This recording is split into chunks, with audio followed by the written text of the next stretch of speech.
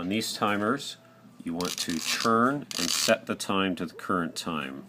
So right now, these are the night times in gray, and as we move through towards lunchtime, let's just say it's 1 o'clock right now.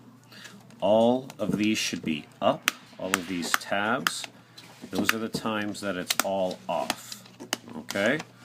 So, you want to make sure that all of those are up. You can keep moving it around if you need to.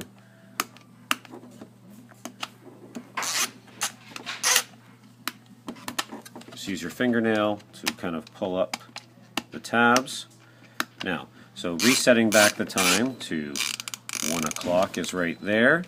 And I want it to go off at, I want the lights to go on at 4 o'clock. So I'm going to press down 4 o'clock.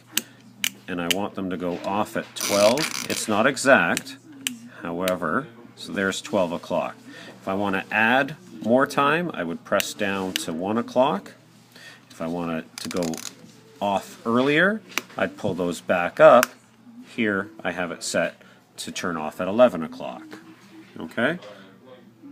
This automatically turns the timer on at any time. This keeps it on timer. There's a little clock in there if you look closely, and that shows that it's using the timer mode versus the manual on. Click it back and forth. Once it's plugged in to your outlet, this is keeping time. If you have a power outage, it will stop keeping time and you'll have to adjust back to the normal time again. Like so.